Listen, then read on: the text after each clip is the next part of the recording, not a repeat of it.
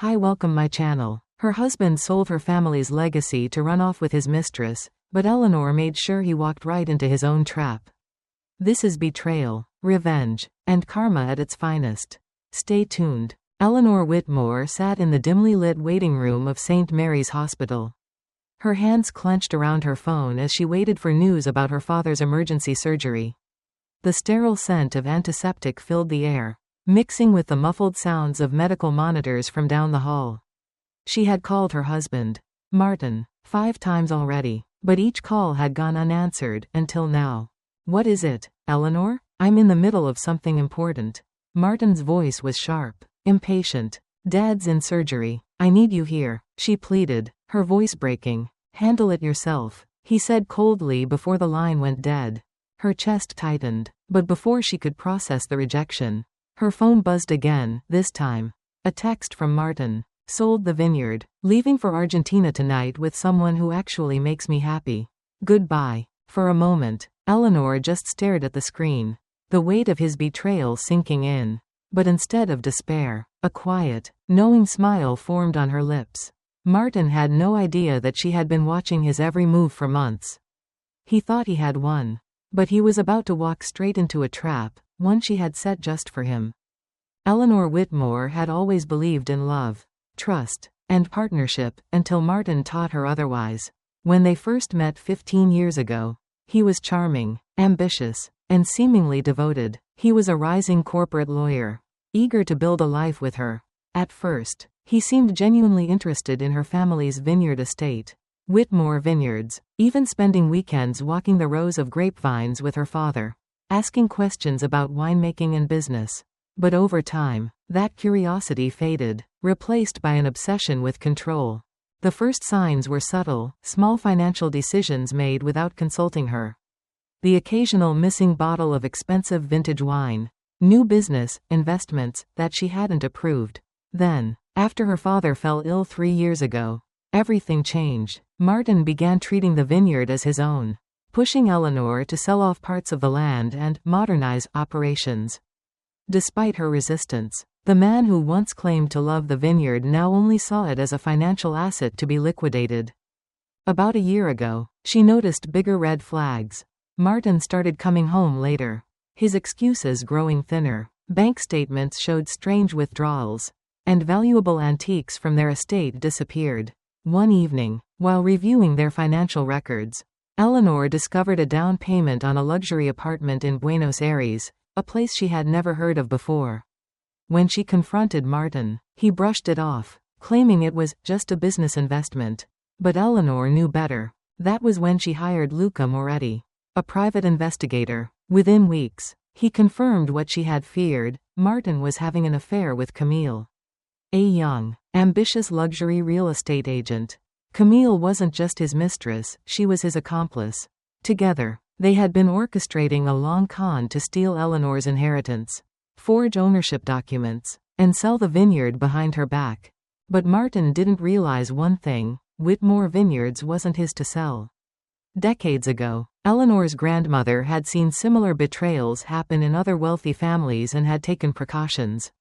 She had placed the entire estate under an irrevocable trust, meaning Eleanor was the sole trustee, and no sale could happen without her explicit consent. Martin thought he was outsmarting her, but in reality, Eleanor had been preparing for his betrayal long before he even made his first move. Now, sitting in the hospital, staring at Martin's smug text, she knew one thing for sure: this game was just getting started. Eleanor had suspected Martin's deceit for months, but the full extent of his betrayal was even worse than she imagined. Late one evening, Luca Moretti, her private investigator, called with urgent news. "You need to see this," he said, his voice grim. When she opened the files he sent, her stomach turned. There were bank statements showing large transfers to offshore accounts, forged documents listing Martin as the sole owner of Whitmore Vineyards, and real estate agreements with a buyer named Mr. Thompson. The vineyard, her family's legacy, was already in the process of being sold, for $5.2 million. But the most chilling discovery was Martin's careful timing. He had monitored her calls with the hospital, ensuring her father was too weak to intervene. He wanted her distracted by the medical crisis, too overwhelmed to question the sudden, urgent sale of the estate. Luca also found an email thread between Martin and Camille, laughing about how the old man wouldn't be around much longer and how Eleanor would be too emotionally drained to fight back. That was when Eleanor's grief turned to cold, focused determination. She dug deeper into the documents and discovered something that made her blood boil. Martin had not only been stealing from her but had done this before. Luca traced a pattern of fraudulent sales targeting other wealthy families with elderly or ill members. In every case, Martin would forge documents, transfer assets into offshore accounts, and disappear before anyone realized what had happened. He wasn't just betraying Eleanor, he was a career con artist. Worse, Luca uncovered a demolition contract.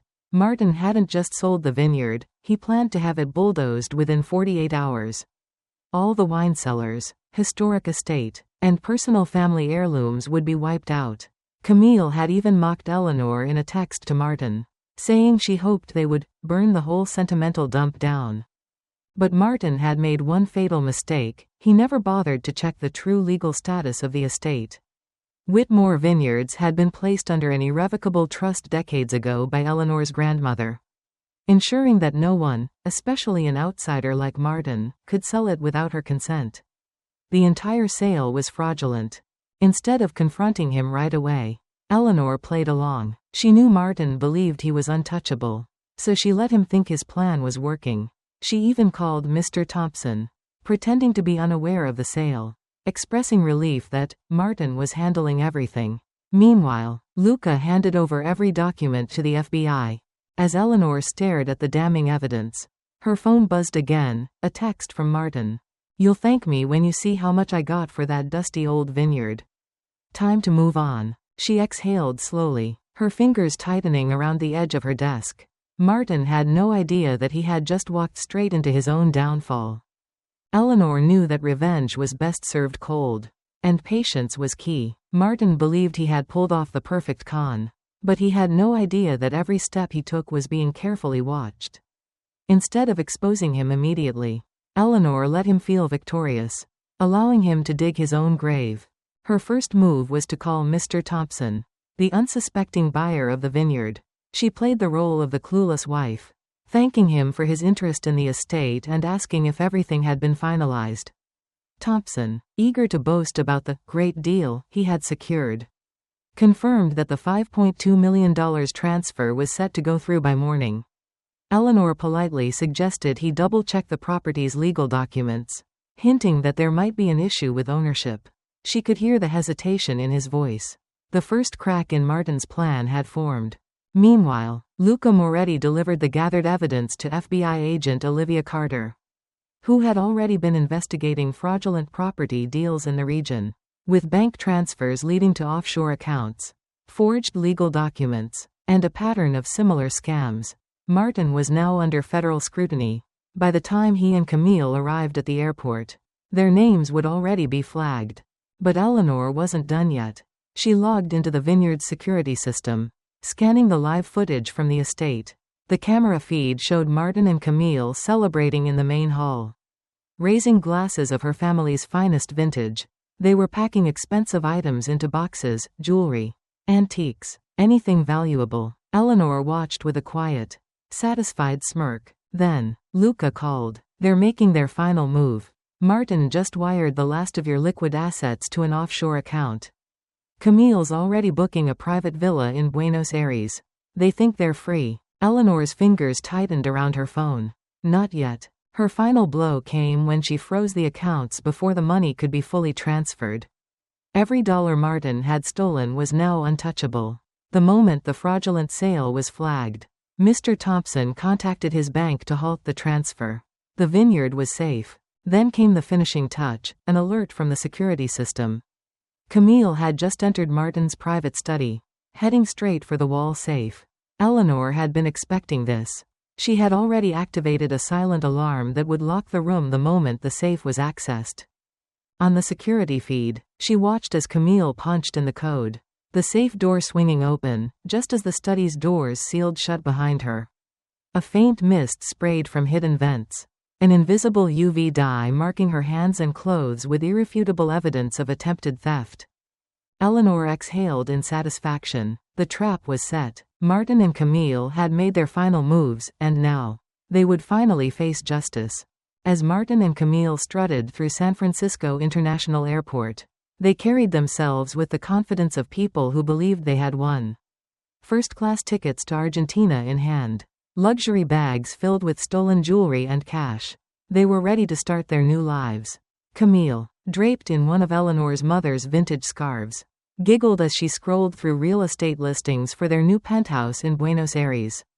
Martin smirked, imagining Eleanor drowning in debt while he enjoyed the fruits of his deception. But what neither of them realized was that the game was already over. Just as they approached the security checkpoint, two men in dark suits stepped in front of them, flashing FBI badges. Martin Whitmore, Camille Foster, one of them said, voice firm, "We need you to come with us." Martin's face twisted in confusion. "Excuse me?" he scoffed, trying to keep his composure. "There must be a mistake."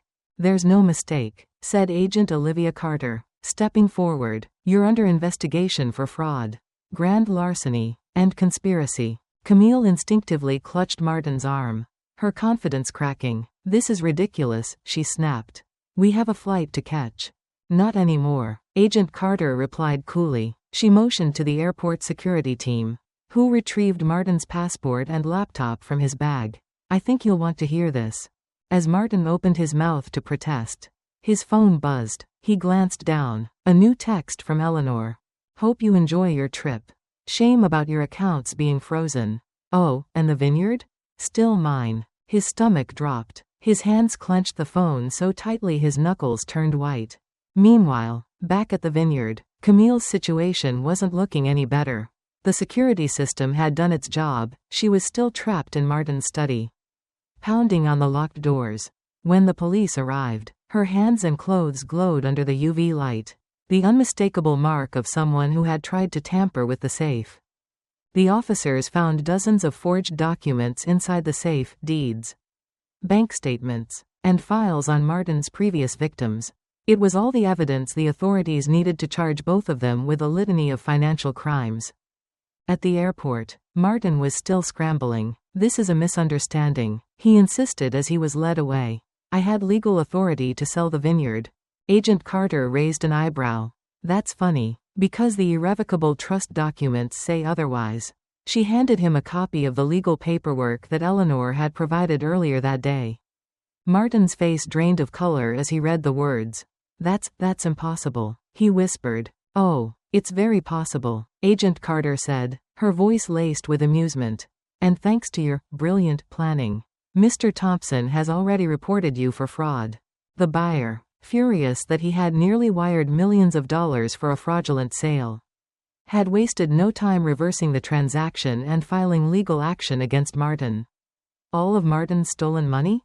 Frozen. Every account? Traced. Every asset? Seized. Martin, still in disbelief, turned to Camille, but she had already begun edging away from him. "I didn't know about this," she lied, voice shaking. "Oh, really?" Agent Carter smirked. "Because we have phone records, texts, and emails proving otherwise." She motioned to the officers.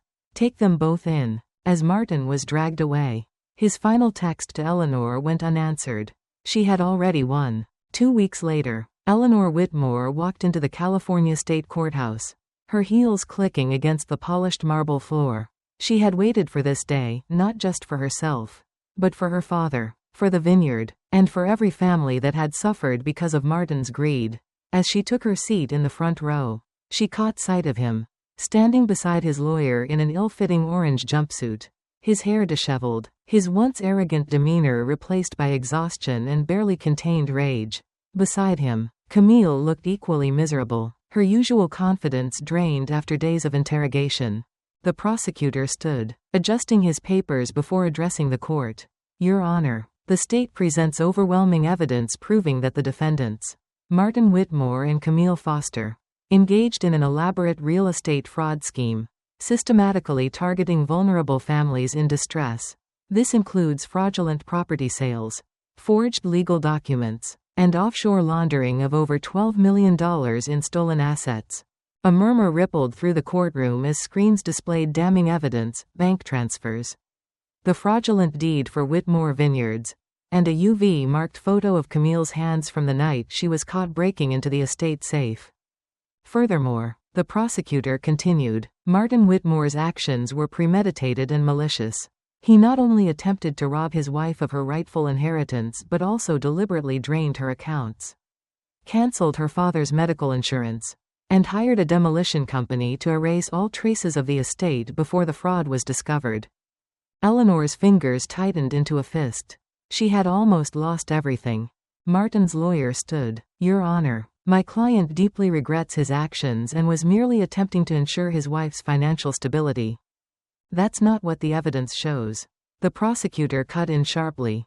Lifting a thick folder filled with Martin's fraudulent transactions, Mr. Whitmore didn't just target his wife. He targeted at least 12 other families. The FBI has documented proof of his involvement in similar fraudulent property sales across multiple states. Eleanor watched as Martin's face paled. This was no longer just about the vineyard, his entire empire of deception had crumbled. Then came the moment she had been waiting for. The judge, a stern woman with piercing eyes, looked down at Martin and Camille. Given the scope of this fraud and the impact on multiple victims, the court finds both defendants guilty on all counts of conspiracy, grand larceny, and real estate fraud. Bail is denied. Sentencing will take place next month. Martin whipped his head toward Eleanor, his once charming smile replaced by raw desperation. You did this to me, he spat. Eleanor only smiled, reaching into her bag and pulling out her grandmother's old leather diary, the very book that had held the trust documents that secured the vineyard. She patted it gently, as if her grandmother had been watching over her all along.